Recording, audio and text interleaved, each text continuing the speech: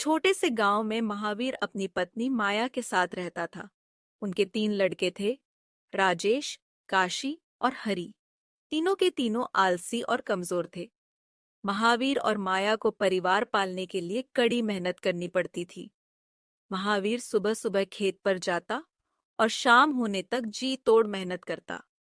इसी तरह उसकी पत्नी माया भी घर का काम निपटाने के बाद दिन भर दूसरों के यहाँ काम करती थी।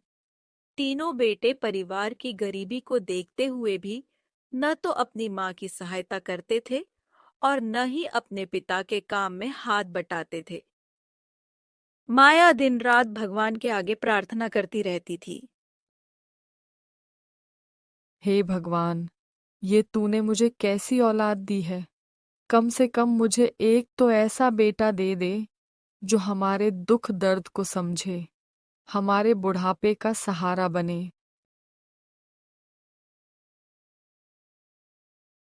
भिक्षाम देहि, भिक्षाम देहि।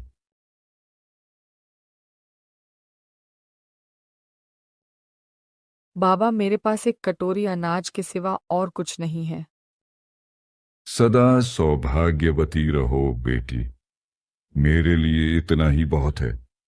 भोलेनाथ तुम्हारी मनोकामना पूरी करें। बम बम भोले।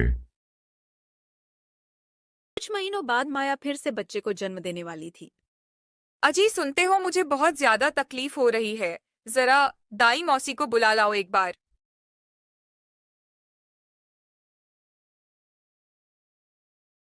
मौसी, जरा घर चलना, माया की तबीयत ठीक नहीं है।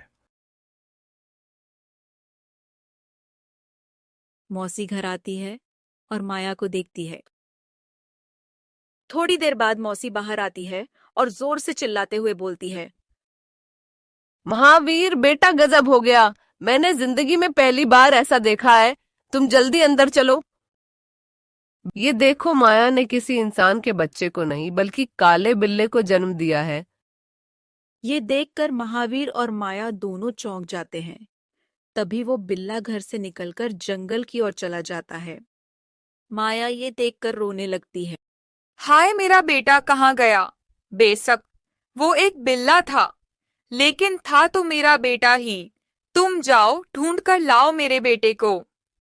महावीर और दाई मौसी माया की हिम्मत बढ़ाते हैं। तभी उनकी आवाज सुन के उसके बाकी तीनों बेटे आते हैं। अरे माँ, क्यों रो रही है? वो काला बिल्ला ही तो था, हमारी तरह असली बेटा थोड़ी था। अरे माँ तो इसलिए रो रही क्योंकि उसने हमें नुकसान नहीं पहुंचाया। माँ तो हमें मरवाना चाहती थी उस बिल्ले से।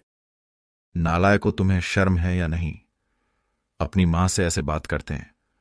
भागो यहां से तुम अभी के अभी। अरे चलो चलो, कौन इनके मुंह लगे। चलो खेलते हैं, करने दो जो ये कर रहे हैं। इतना कहकर वो घर से चले जाते हैं। धीरे धीरे दिन बीतने लगते हैं। भी एक रात माया सो रही होती और उसे सपना आता है। माँ, तू मेरे लिए इतना दुखी क्यों होती है? मैं तो सिर्फ एक बिल्ला हूं। बिल्ला है तो क्या हुआ? है तो मेरा बेटा ही। तूने भी तो मेरी कोख से जन्म लिया है। माँ, तेरी कोख से बिल्ले के रूप में जन्म लेना भी मेरे पिछले जन्म के कर्मों की सजा है। कर्मों की सजा? ये क्या बोल रहा है तू? हाँ माँ, पिछले जन्म में मैं बहुत धनवान था, लेकिन उसके साथ साथ बहुत ही ज्यादा लालची और कंजूस भी। मैं मेरे धन का थोड़ा सा हिस्सा भी अपनी माँ और बहन को नहीं देता था। मेरी माँ ने बिल्कुल गरीबों की तरह जीवन बिताया था, लेकिन जब वो मरने को हुई तो उसने मुझे श्राप दिया कि मेरी अकाल मृत्यु होगी, और मेरी मृत्यु भूकंप में घर के नीचे दबने से हुई। उसी श्राप की वजह से मुझे इस रूप में जन्म लेना पड़ा, और यही मेरा पश्चाताप है। इस जन्म में तुम्हारी सेवा करना ही मेरा कर्तव्य है। लेकिन बेटा, इस रूप में कैसे? माँ, तू इस बात की चिंता मत कर।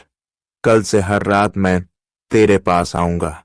बस तू एक कटोरी दूध मेरे लिए रखना, और जब मैं दूध पी लूं तब मुझे एक डंडा मारना, और मैं तुम्हें एक डंडे के बदले तुम्हें 4 सोने के सिक्के दूंगा। लेकिन माँ, मुझे एक दिन में 5 से ज्यादा डंडे मत मारना, वरना मैं मर जाऊंगा। बेटा, मैं तुम्हें कैसे मार सकती हूँ? माँ, इसी तरह मुझे मेरे पापों से छुटकारा मिल सकता है।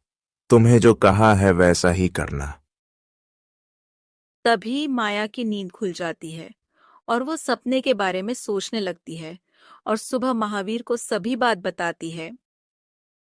भाग्यवान, तुम उस बिल्ले के बारे में ज्यादा सोचने लगी हो, इसलिए ऐसे सपने आते हैं। छोड़ो इस बात को और अपना ध्यान और कहीं लगाओ। उसी रात सबके सोने के बाद माया अपने कमरे में दूध और डंडा लिए अपने बिल्ले बेटे का इंतजार करती है।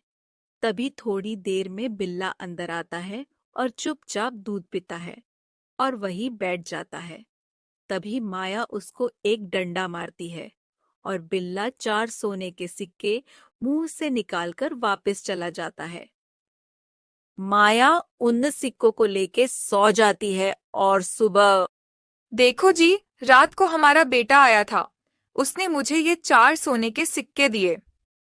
अरे भाग्यवान, अब तो हमारे सारे दुख खत्म हो जाएंगे।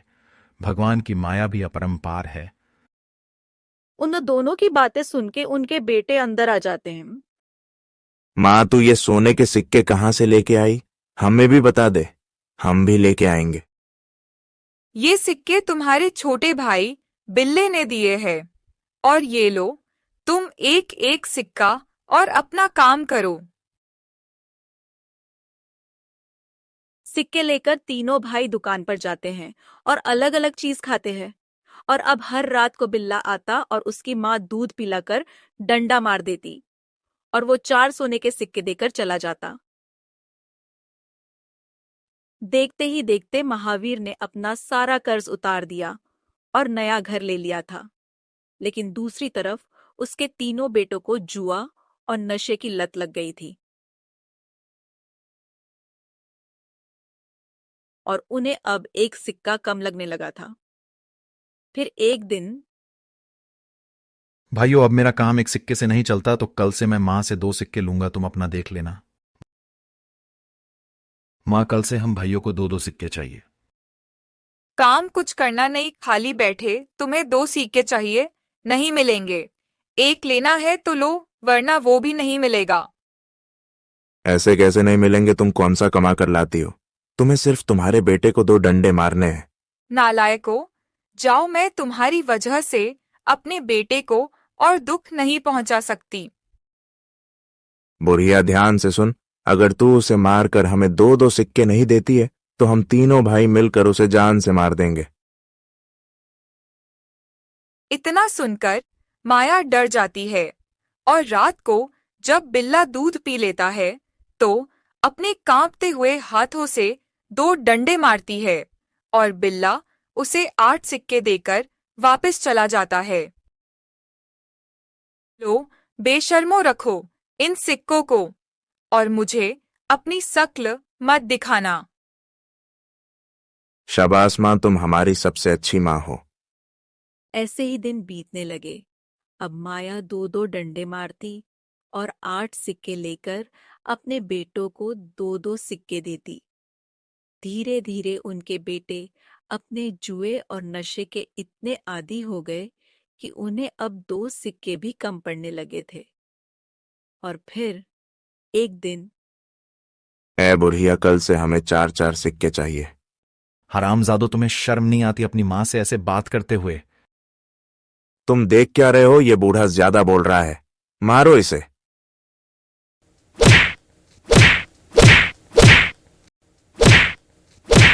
देख बुढ़िया, या तो कल से हमें 40 सिक्के दे देना, वरना तुम्हें और तुम्हारे बेटे को इस धरती से मुक्ति दिलवा देंगे। ध्यान रखना ये बात।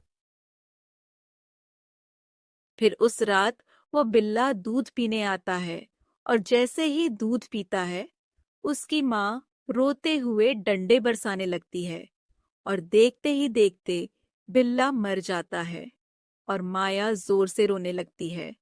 उसकी आवाज सुन के उसके बेटे और महावीर वहां आ जाते हैं।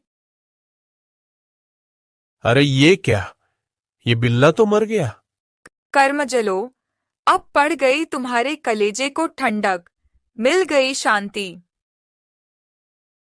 ऐ बुढ़िया, ज्यादा मत बोल और कल सुबह तुम दोनों घर से निकल जाना। तुम्हारी इस घर में कोई जरूरत नहीं है अब। तभी माया रोते हुए अपने बेटों को श्राप देती है। जैसे तुम्हारी वजह से मेरे बेटे बिल्ले की मौत हुई है, तुम भी ऐसे ही तड़प तड़प कर मरोगे, तुम्हें कोई नहीं बचा पाएगा। अगली सुबह महावीर और माया तीर्थ यात्रा पर निकल जाते हैं और उनके बेटे मिलकर घर और सारी जमीन जायदाद बेच देते हैं और कुछ दिन अय्यासी से जिंदगी जीते हैं। फिर जब उनके पैसे खत्म हो जाते हैं तो वो चोरी करने लगते हैं। एक दिन चोरी करते हुए वो पकड़े जाते हैं और गांव वाले उन्हें सिपाहियों के हवाले कर देते हैं। सिपाही उन्हें ले जाकर राजा के सामने पेश करते हैं और उनकी सारी कहानी बताते हैं। उनकी बातें सुन के राजा कहता है, जो अपने माँ बाप को घर से निकाल सकते हैं, चोरी कर सकते हैं, वे कुछ भी कर सकते हैं, किसी दिन अपने देश को भी बेच सकते हैं। अतः इनके साथ कोई रहम न किया जाए। सैनिक, इन्हें कालकोठरी में डाल दो। याद रहे, इन्हें खाने पीने के लिए कुछ भी नहीं देना। महाराज क्षमा करो, हमें सुधरने का एक मौका दो। खामोश। सैनिकों, इन्हें मेरी आंखों के सामने से ले जाओ। और इस तरह वो तीनों तड़प तड़प कर अपना दम काल कोठरी में तोड़ देते हैं। इसलिए कहते हैं माँ बाप का दिल कभी नहीं दुखाना चाहिए। माँ बाप से बढ़कर इस दुनिया में कुछ नहीं। उनकी मदद भगवान भी नहीं करता।